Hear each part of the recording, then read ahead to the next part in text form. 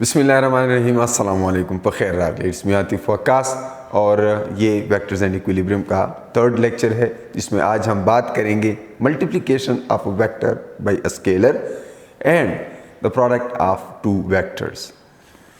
सबसे पहले अगर हम multiplication of a vector by a scalar देखें तो लेट्स सपोज हमारे पास एक वेक्टर है, वेक्टर ए, और इस वेक्टर के साथ मैं कोई स्केलर मल्टीप्लाई कर लेता हूँ।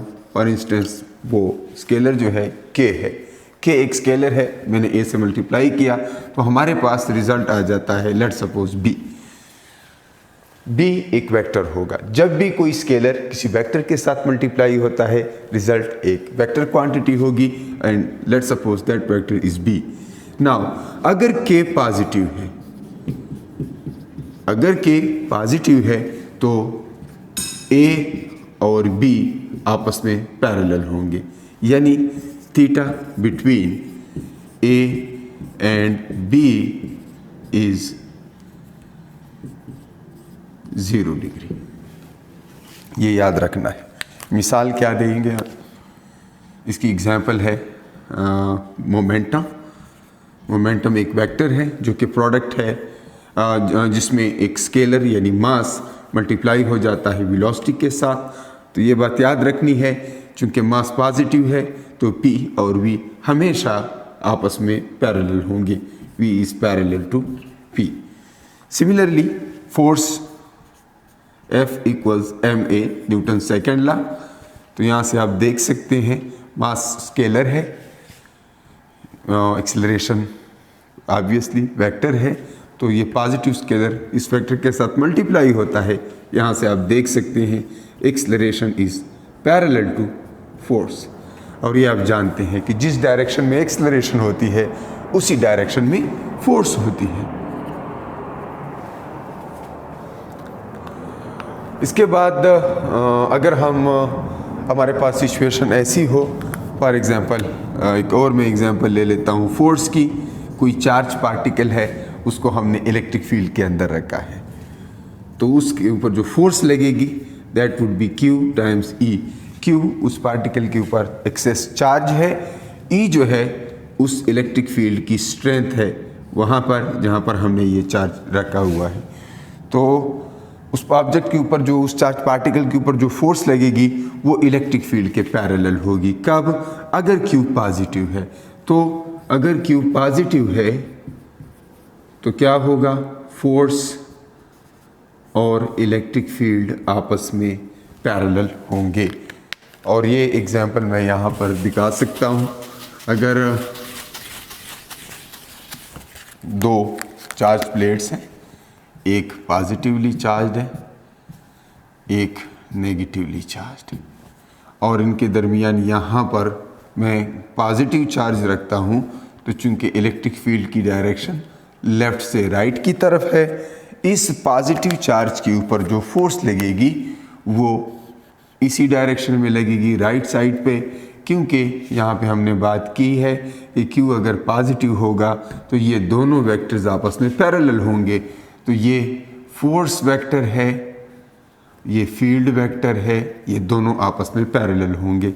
लेकिन अगर एट द सेम टाइम यहाँ पर मैं कोई नेगेटिव चार्ज रखूँ तो उसके ऊपर लेफ्ट साइड पे फोर्स लगेगी, और वो फोर्स जो है F डैश उसको कह देता हूँ, that is anti parallel to the electric field lines जो कि राइट साइड पे हैं।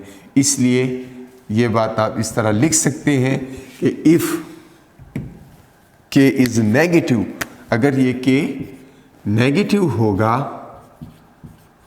तो A जो है वो एंटी पैरेलल होगा B के। यहाँ पे आप देख सकते हैं एग्जांपल मैंने वही दी है, F is equal to QE, but this time this Q is minus negative. तो ये इलेक्ट्रॉन हो सकता है -E उसका चार्ज है, या कोई भी नेगेटिव आयन हो सकता है। तो ये एक एग्जांपल है।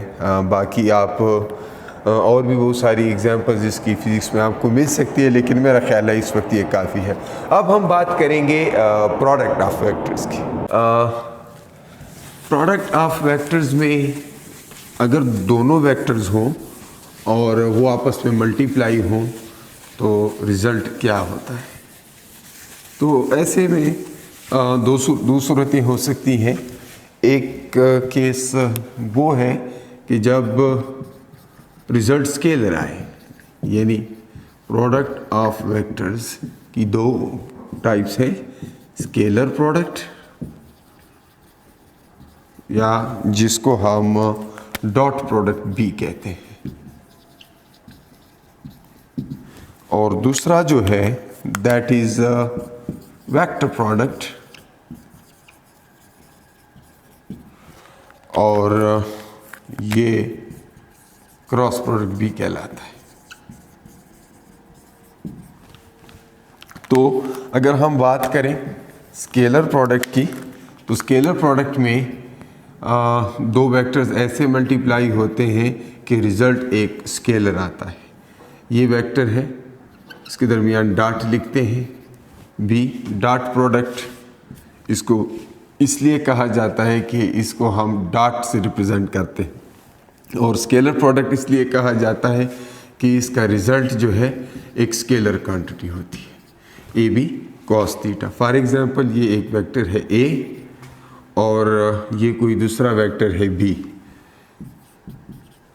और मैं चाहता हूँ इन दोनों का डॉट प्रोडक्ट लूँ।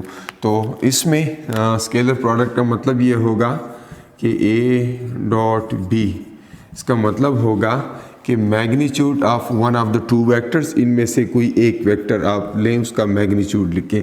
लेट्स सपोज मैं पहले का मैग्नीट्यूड लिख लेता हूँ, मैग्नीट्यूड ऑफ ए। तो ए का मैं मैग्नीट्यूड लिखूँगा और इसके साथ मल्टीप्लिकेशन में क्या लिखूँगा, द कंपोनेंट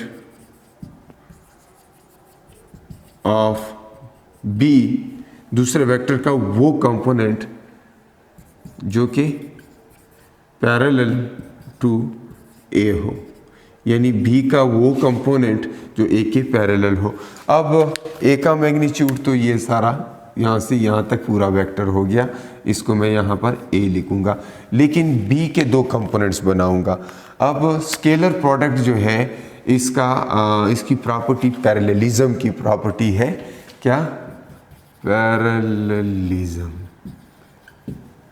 कि इसमें दोनों वेक्टर्स में से एक वेक्टर पूरा लेंगे और दूसरे का वो कंपोनेंट जो पहले के पैरेलल हो, तो वो हमारे लिए अहम होता है। अब बी के मैं दो कंपोनेंट्स बनाऊंगा, एंगल इन दोनों के दरमियान थीटा है।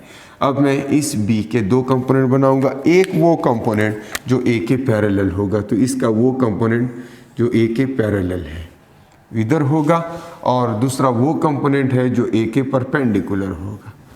तो जो पैरेलल कंपोनेंट होता है वो होता है जी बी कॉस थीटा, और जो परपेंडिकुलर होगा that is B sine theta. इसलिए अब अगर मैं यहाँ पे लिखूँ तो सिर्फ मैं बी का वो कंपोनेंट लिखूँगा जो ए के पैरेलल है, इसलिए यहाँ पर होगा B cos theta. A dot B is A B cos theta. याद रहे ये ए और ये बी रिस्पेक्टिवली वेक्टर ए और वेक्टर बी के मैग्नीट्यूड्स हैं। राइट साइड पे कोई डायरेक्शन नहीं है, कोई यूनिट वेक्टर नहीं है, इसीलिए हम ये दावा कर सकते हैं कि डॉट प्रोडक्ट का रिजल्ट एक स्केलर क्वांटिटी होती है। एग्जांपल्स अगर देखें, वेक्टर प्रोडक्ट को बाद में देखते हैं तफसील से। स्केलर प्रोडक्ट की अगर मैं एग्जांपल्स लिखूँ तो इसकी बहुत सारी एग्जांपल आपकी टेक्स्ट बुक में भी शामिल है। सबसे पहली एग्जांपल मैं लिखूँगा work. So work is the scalar product of force and displacement. Can write it F, let's work F D cos theta. Similarly मैं अगर लिखूँ यहाँ पर दूसरी एग्जांपल पावर की, power is F dot V, force और वेलोसिटी का dot product है, and that is F V cos theta. बिल्कुल इसी तरह flux, electric flux, that is E dot area vector, and we get E A cos theta. Similarly, magnetic flux,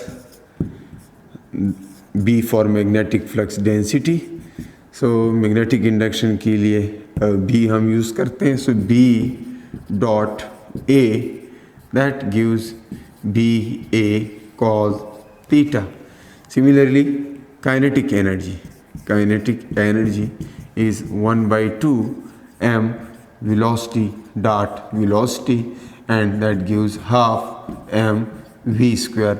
Remember, जब भी किसी vector के ऊपर स्क्वायर आ जाए तो वो हमेशा डॉट प्रोडक्ट की सूरत में ही एक्सप्रेस किया जा सकता है, उससे हमेशा एक स्केलर क्वांटिटी बनेगी. सो वेक्टर डॉट वेक्टर, अगर सेम वेक्टर को अपने साथ हम डॉट प्रोडक्ट में लेंगे तो सिंपली उसका स्क्वायर आ जाता है, उसके मैग्नीट्यूड का स्क्वायर लेते हैं. So that's a scalar quantity. Similarly, kinetic energy can also be expressed as 1 by 2m p dot p, momentum का अपने साथ डॉट प्रोडक्ट हो सकता है. So that gives p square divided by 2m. And इस तरह बहुत सारी एग्जांपल्स आपकी टेक्स्ट बुक में भी मौजूद हैं. तो इन सब में आप देख सकते हैं cos थीटा मौजूद है, और वो मैंने प्रीवियसली आपको बताया. यहाँ पर मैंने cos थीटा इसलिए नहीं लिखा कि v और v आपस में पैरेलल हैं, और cos ऑफ 0 जो है दैट इज़ 1. तो वो आपको ऑलरेडी इसलिए पता होना चाहिए. लास्ट टाइम मैंने बताया था कि कैसे बग़ैर कैलकुलेटर के याद रखेंगे कि cos और sin थीटा मुख्तलिफ एंगल्स के लिए क्या है. तो a dot b is A B cos theta. और अब अगर आप चाहते हैं कि मैक्सिमम स्केलर प्रोडक्ट मालूम हो कि कब होता है, तो जब थीटा 0 हो तो ये मैक्सिमम होता है, जब थीटा 90 हो तो ये 0 होता है, और जब थीटा ग्रेटर देन 90 हो, यानी 90 से ज़्यादा हो, ग्रेटर देन 90 डिग्री हो, और ऐसी सूरत में हम ये कहेंगे कि ये नेगेटिव होता है. वैसे दो वेक्टर्स के दरमियान एंगल जो है हम 180 से स्मॉलर वाला लेते हैं, तो 90 और 180 के दरमियान एंगल जो होगा, यानी 90 से ज़्यादा हो और लेस देन 180 हो, तो ऐसी सूरत में, या इक्वल टू 180 हो, तो ऐसी सूरत में नेगेटिव आता है. और इसका मैं अगर ये cos थीटा का ग्राफ आप देख लें, अगर यहाँ पर मैं लिखूँ 90, यहाँ पर लिख लूँ 180, यहाँ पे लिख लूँ 270, यहाँ पे इसको थोड़ा सा एक्सटेंड कर लेते हैं 360, तो cos थीटा का ग्राफ यहाँ पर 1 लिखूँ, यहाँ पर -1 लिखूँ, तो ये इस तरह होता है cos थीटा. ठीक है, तो 180 पे ये नेगेटिव -1 होता है, और 90 पे ये 0 होता है, 270 पे भी 0 होता है. तो इन सारे एंगल्स के लिए इसकी वैल्यू नेगेटिव है. लेकिन जब दो वेक्टर्स के दरमियान हम एंगल लेते हैं तो अमूमन वो स्मॉलर वाला एंगल लेते हैं, तो वो 180 और 90 के दरमियान होता है. तो इसलिए आप देख सकते हैं 90 और 180 पे फिर इसकी नेगेटिव वैल्यू होती है, मैक्सिमम नेगेटिव. यहाँ पर मैं ये लिख सकता हूँ नेगेटिव मैक्सिमम. ठीक है, तो cos थीटा के लिए अगर आपको ये बातें याद होंगी तो जितने भी डॉट प्रोडक्ट्स हैं उन सब के बारे में आपसे पूछा जा सकता है कि जी वर्क कब नेगेटिव होगा. यस, वर्क नेगेटिव तब होगा जब एंगल 90 से ज़्यादा हो, 120 डिग्री हो, 135 डिग्री हो, 180 तक. 180 पे फिर मैक्सिमम नेगेटिव होता है. और फिर इसी तरह फ्लक्स की अगर बात की जाए तो फ्लक्स क्लोज सरफेसेस में नेगेटिव हो सकता है. जब हम बात करते हैं कोई नेगेटिव चार्ज है किसी क्लोज सरफेस में, आपने उसको बंद कर दिया है, तो उसके अंदर फील्ड लाइंस जो हैं इनटू दैट सरफेस इंटर होती हैं, इसलिए वहाँ पर फ्लक्स नेगेटिव होता है, क्योंकि नॉर्मल वेक्टर बाहर की तरफ होता है सरफेस का, और फील्ड जो है वो इनटू दैट सरफेस होती है. तो 180 का एंगल बनता है, फ्लक्स नेगेटिव होता है. तो स्केलर प्रोडक्ट नेगेटिव हो सकता है. मैक्सिमम कब हो सकता है? पॉजिटिव मैक्सिमम तब हो सकता है जब पैरेलल वेक्टर्स हों, और मैक्सिमम नेगेटिव कब हो सकता है? जब 180 हो. ठीक है। सो 180 पे मुकम्मल तौर पे नेगेटिव मैक्सिमम होता है, और बाकी पे अगर लेस देन 180 हो तो यहाँ पर आप देख सकते हैं मुख्तलिफ वैल्यूज़ हो सकती। फिर इसके बाद हम बात करते हैं जी क्रॉस प्रोडक्ट की या वेक्टर प्रोडक्ट की। लेकिन स्केलर प्रोडक्ट की कुछ और प्रॉपर्टीज़ भी याद रखें, और वो ये है कि स्केलर प्रोडक्ट कम्यूटेटिव होता है, यानी अगर आप a डॉट b कर लें उससे जो रिज़ल्ट मिलता है वो एग्जैक्टली सेम होता है b डॉट a के, यानी कोई फ़र्क नहीं पड़ता आप पहले वेक्टर a लिखें या b लिखें, इससे कोई फ़र्क नहीं पड़ता।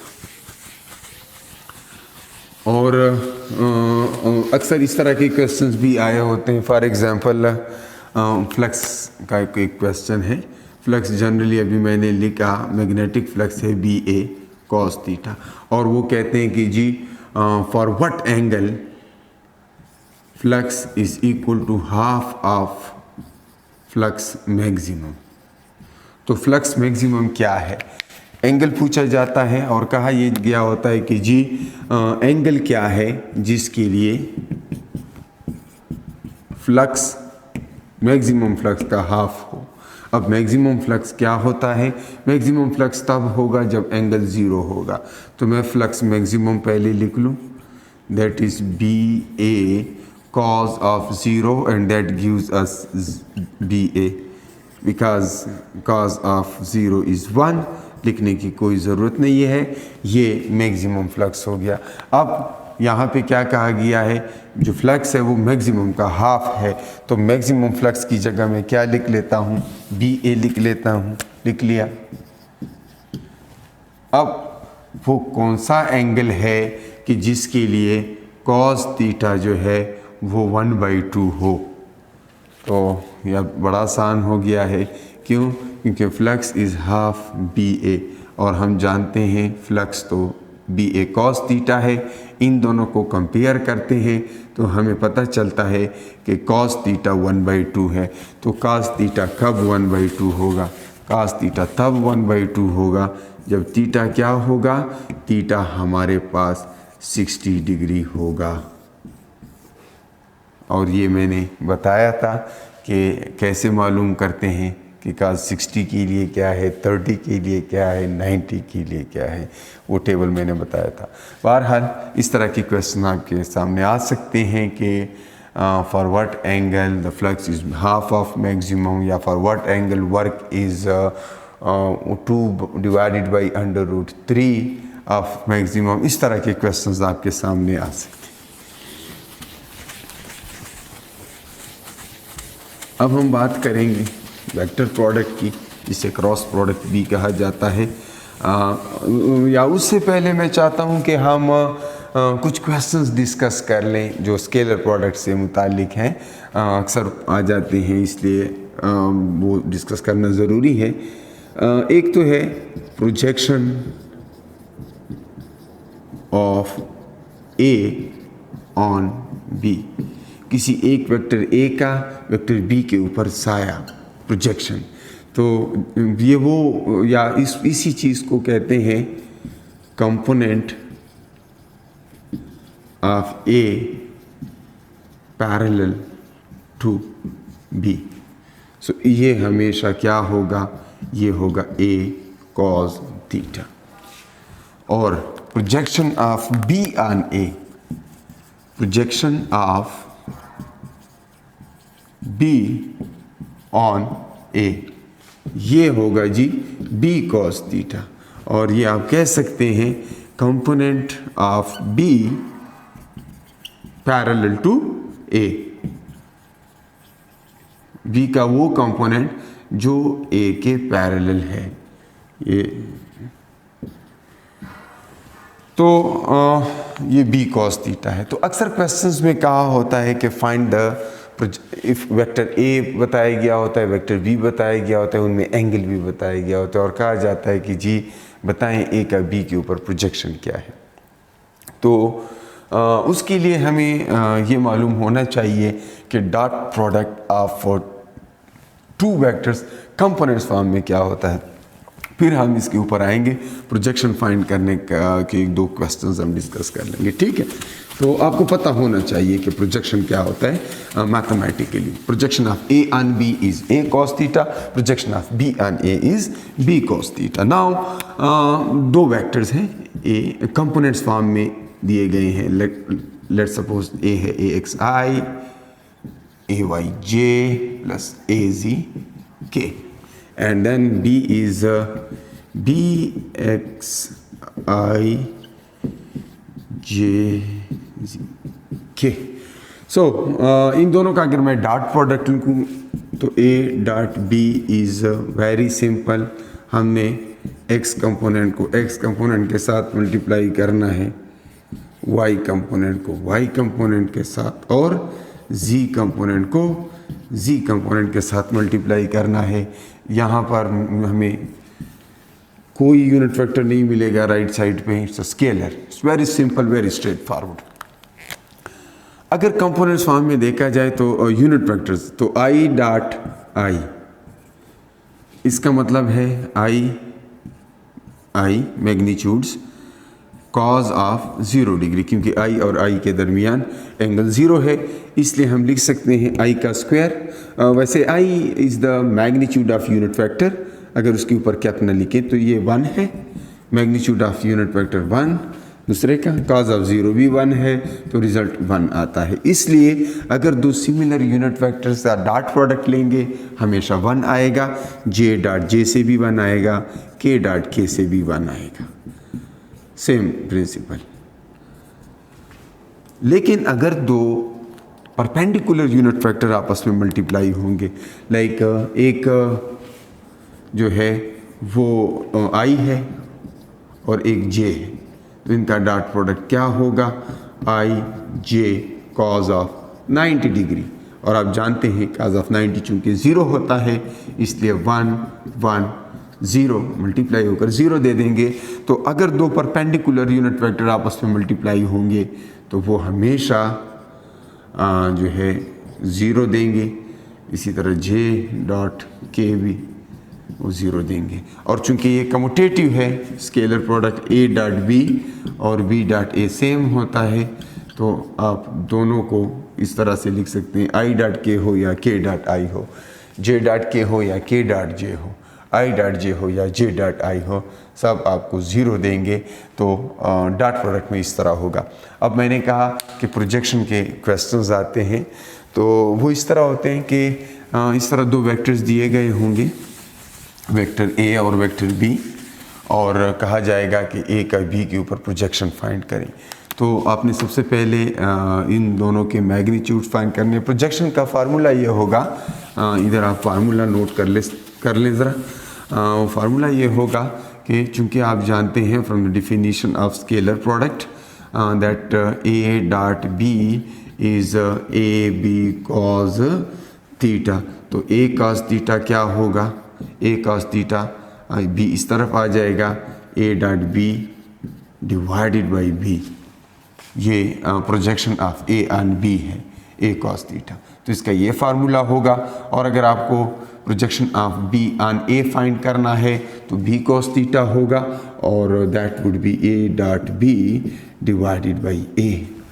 तो फार्मूले आपके पास दोनों के मौजूद हैं। इसमें a डॉट b तो इस तरीके से आप कैलकुलेट कर लेंगे, दोनों वेक्टर्स गिवन होंगे, नंबर्स होंगे। मैंने जनरल फॉर्म में लिखा है, ये 3 हो सकता है, 2 हो सकता है, -1 हो सकता है, बिल्कुल इसी तरह। तो हमने प्लस माइनस उधर उठानी है, लेकिन i और j और k इग्नोर करने हैं। और दूसरा ये जो नीचे सिर्फ b और सिर्फ a है, उसका तरीका ये है कि a का भी मैग्नीट्यूड फाइंड कर लें, ax square plus ay square plus az square, and then b का भी मैग्नीट्यूड फाइंड कर लें, b का x square plus by square plus bz square, दोनों के मैग्नीट्यूड फाइंड कर लें, फार्मूला में पुटिंग कर लें, रिजल्ट आपके पास आ जाएगा। तो a भी मौजूद होगा, b मौजूद है, a डॉट b मौजूद है। आप a कॉस थीटा फाइंड कर सकते हैं, b कॉस थीटा फाइंड कर सकते हैं। और अगर कहा गया हो कि इन दोनों वेक्टर्स में एंगल बताएं तो थीटा भी फाइंड कर सकते हैं, and that would B cos inverse of a dot b divided by ab। ऊपर डॉट प्रोडक्ट, नीचे मैग्नीट्यूड्स का प्रोडक्ट, तो उसका काज इनवर्स लें, आप एंगल भी फाइंड कर सकते हैं। सो डॉट प्रोडक्ट के ऊपर फ़िलहाल इतना ही। आगे जाकर जब हम मज़ीद फ़िज़िक्स में मुख्तलिफ़ जगहों पे ऐसी क्वांटिटीज़ देखेंगे जैसे फ्लक्स है, वर्क है, पावर है, जहाँ पर स्केलर प्रोडक्ट इस्तेमाल हुआ है, तो वहाँ पर अकॉर्डिंगली उसके ऊपर प्रैक्टिस प्रॉब्लम्स भी सॉल्व करते रहेंगे। लेकिन याद रहे उन सारे प्रॉब्लम्स का रूट यहाँ से जाएगा, यहीं से आप इसको अंडरस्टैंड कर लें और थ्रू आउट द फिज़िक्स इसको अप्लाई करें। अब हम थोड़ा सा जाते हैं वेक्टर प्रोडक्ट की तरफ। वेक्टर प्रोडक्ट या जिसको हम क्रॉस प्रोडक्ट भी कहते हैं, अगर दो वेक्टर्स को इस तरह से आपस में मल्टीप्लाई किया जाए कि उनका रिज़ल्ट एक वेक्टर क्वांटिटी आए, तो उसको हम वेक्टर प्रोडक्ट कहते हैं, and that would be A B sine theta. और याद रहे कि ये एक वेक्टर होगा, तो इसलिए इसके साथ यूनिट वेक्टर भी होना चाहिए। और ये हमेशा ये जो यूनिट वेक्टर है ये हमेशा इन दोनों वेक्टर्स के परपेंडिकुलर होगा, ए के भी परपेंडिकुलर होगा और वो बी के भी परपेंडिकुलर होगा। जो भी क्रॉस प्रोडक्ट का रिजल्ट आएगा वो उन दोनों वेक्टर्स के परपेंडिकुलर होगा, उस प्लेन के परपेंडिकुलर होगा जिस प्लेन में ये दो वेक्टर्स मौजूद थे। ये उसकी जनरल बात याद रखनी है। और दूसरा ये है कि इसमें इसकी प्रॉपर्टी ऑर्थोगोनैलिटी की है। ऑर्थोगोनैलिटी, उसमें स्केलर प्रोडक्ट में पैरेललिज्म था, यहाँ पे ऑर्थोगोनैलिटी है। मतलब ये है कि जब आप दो वेक्टर्स को आपस में मल्टीप्लाई करते हैं, एक वेक्टर ए है और एक वेक्टर बी है, तो इस सूरत में आपने क्या करना है, पहले वेक्टर का जो है मैग्नीट्यूड लिखें, मैग्नीट्यूड ऑफ ए, और दूसरे वेक्टर का दूसरा जो है the component of B perpendicular to A. मैंने जैसे यहाँ पर कहा कि ऑर्थोगोनैलिटी की प्रॉपर्टी है, सो परपेंडिकुलर कंपोनेंट यहाँ पे यूज़ होता है टू ए। हमारे लिए वो कंपोनेंट इम्पॉर्टेंट होगा जो पहले के परपेंडिकुलर होगा। और अगर मैं यहाँ पर कोई वेक्टर ए ड्रा करूँ और दूसरा कोई वेक्टर बी ड्रा करूँ, ये ए है और ये बी है, तो इन दोनों का जो क्रॉस प्रोडक्ट है वो इस पैरेललोग्राम का एरिया है। अगर इन दोनों को मिलाकर एक पैरेललोग्राम बनाया जाए, ए का पैरेलल वेक्टर यहाँ पे ड्रा करें, बी का पैरेलल वेक्टर यहाँ पे ड्रा करें, तो ये जो पैरेललोग्राम बना इसका एरिया जो है that is the magnitude of scalar product that is A, vector product that is A B sine theta. तो ये जो रीजन है ये ए बी साइन थीटा है, ये वो थीटा है। तो रीजन ये जो एरिया है ये उस वेक्टर प्रोडक्ट का मैग्नीट्यूड है। और अगर हम बात कर रहे हैं ए क्रॉस बी की, तो इस एरिया की डायरेक्शन ऊपर होगी, ये ए क्रॉस बी होगा, ए क्रॉस बी, यानी ए से बी तक, बी की तरफ वाला वेक्टर ये बी है। तो राइट हैंड रूल हम यूज़ करेंगे। तो ये जो 4 फिंगर्स हैं ये ए की डायरेक्शन में, और उनको बी की तरफ मोड़ लें, बी की तरफ मोड़ लें तो ये थंब जो है ये क्रॉस प्रोडक्ट का रिज़ल्ट देगा।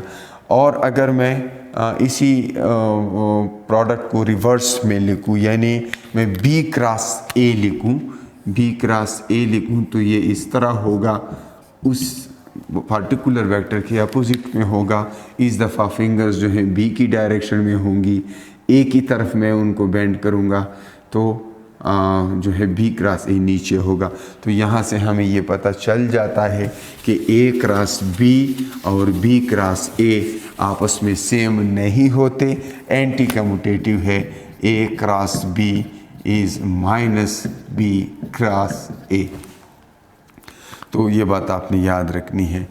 और ये यहाँ पे मैंने ऑलरेडी लिखा कि ए का पूरा मैग्नीट्यूड लिखना है और बी का वो कंपोनेंट जो ए के परपेंडिकुलर हो तो वो बी साइन थीटा होगा, और साथ में यूनिट वेक्टर होगा एन, जो कि ऑलरेडी मैंने आपको बताया। तो ए क्रॉस बी इस तरह होता है, ठीक है। और ये एंटी कम्यूटेटिव होता है, माइनस साइन होता है। अगर आप ऑर्डर रिवर्स कर दें तो नेगेटिव साइन बाहर आ जाएगा। और अगर कंपोनेंट्स की फॉर्म में दिया गया हो, फॉर एग्जाम्पल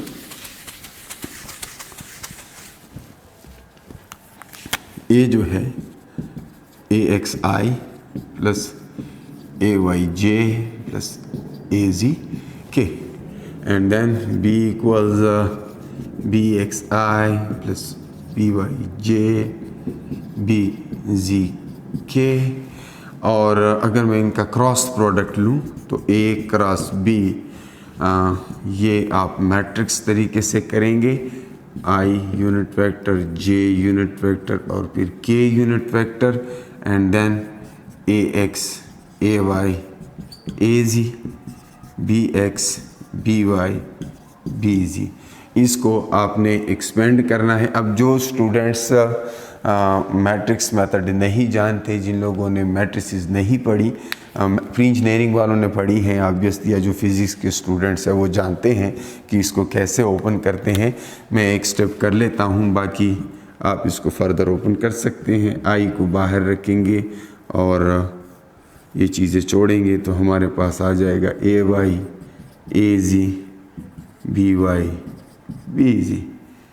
ये फिर मैं माइनस लिखूँगा, दूसरा जे है तो जे छोड़ेंगे तो अब ये कॉलम और ये रो स्किप करेंगे तो हमें मिलेगा ए एक्स ए जी बी एक्स बी जी। और तीसरे स्टेप में हम के लिए यही प्रोसीजर करेंगे, ये कॉलम और ये रो छोड़ेंगे, बाकी लिखेंगे A X A Y A X A Y B X B Y. और अब आप सब आई होप जानते हैं, क्योंकि 9th और 10th में आप लोगों ने 2x2 मैट्रिक्स का डिटर्मिनेंट पढ़ा है। तो ए वाई बी जी और माइनस ए जी बी वाई ये मल्टीप्लाई करेंगे, उनके साथ आई मल्टीप्लाई होगा, तो इससे जो कुछ भी आएगा एक वेक्टर होगा। अमूमन इस तरह के क्वेश्चन बहुत कम ही देते हैं जिसमें इतनी ज़्यादा कैलकुलेशन हो।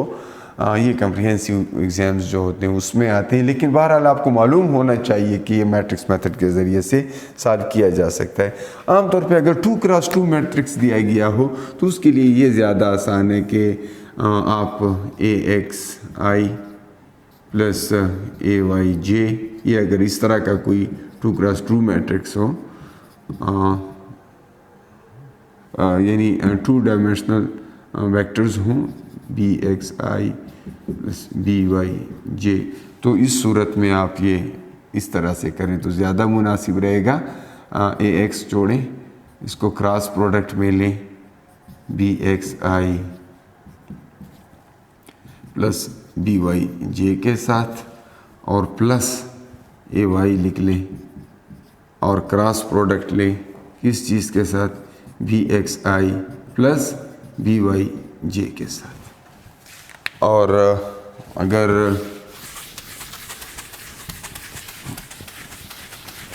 ये भी आपको मालूम होना चाहिए कि आई क्रॉस आई और जे क्रॉस जे और के क्रॉस के, इन सब से ज़ीरो आता है। वजह ये है कि आई और आई आपस में पैरेलल होते हैं, तो I sine of 0 degree, that is because they are parallel. Same vector है तो ये 1 1 0 से ये 0 आता है, तो ये आपको मालूम होना चाहिए। और अगर डिफरेंट हैं तो आप इस तरह याद रखेंगे, ये आई है, ये जे है, ये के है, ये फिर आई है, ये फिर जे है।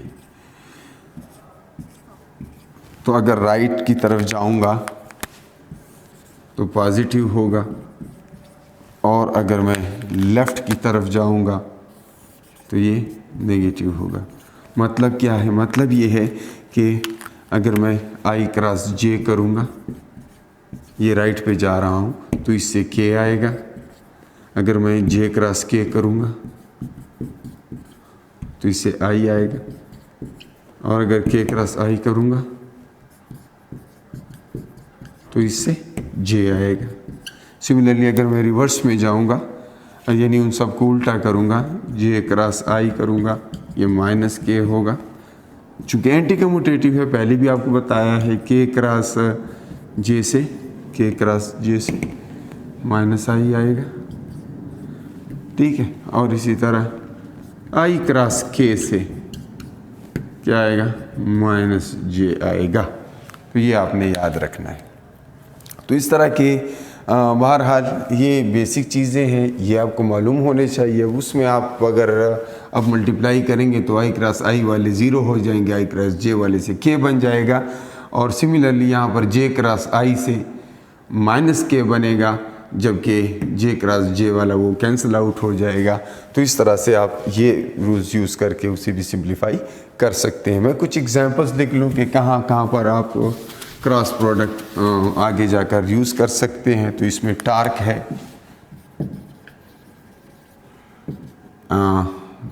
आर क्रॉस एफ, फिर एंगुलर मोमेंटम है, एंगुलर क्वांटिटीज़ तकरीबन सारी एंगुलर मोमेंटम है, that is R cross P, and then angular velocity v is equal to omega cross R, ठीक है। इस तरह tangential acceleration that is alpha cross R, बहुत सारी चीज़ें आगे जाकर हम इसको यूज़ करेंगे। चार्ज पार्टिकल की मैग्नेटिक फील्ड के अंदर मोशन, तो उस पर जो फोर्स लगती है that is V cross B times charge, और किसी करंट कैरिंग वायर के ऊपर मैग्नेटिक फील्ड के अंदर जो फोर्स है that is I L cross B. बहुत सी जगहों पे आप क्रॉस प्रोडक्ट यूज़ करेंगे, तो उसको भी हम डिटेल से देखेंगे जब हम बाकायदा उन्हीं चैप्टर्स में जाएंगे जहाँ पर ये सारी क्वांटिटीज़ मौजूद हैं। लेकिन उन सब का ऑरिजिन ऑब्वियसली यहीं से जाता है। अब मैं एक क्वेश्चन जो है यहाँ पे लिखता हूँ, और फिर इसके बाद हम छुट्टी करते हैं। नेक्स्ट क्लास में इंशाल्लाह फिर मज़ीद इक्विलिब्रियम और टॉर्क वगैरह के ऊपर बात करेंगे। तो क्वेश्चन ये है कि अगर A dot B that is equal to A cross B is equal to C, then A dot C that is equal to A C B minus A C C, zero D none. तो जैसा कि अभी हमने बात की है कि जब दो वेक्टर्स क्रॉस प्रोडक्ट करते हैं उनका रिज़ल्ट दोनों के परपेंडिकुलर होता है।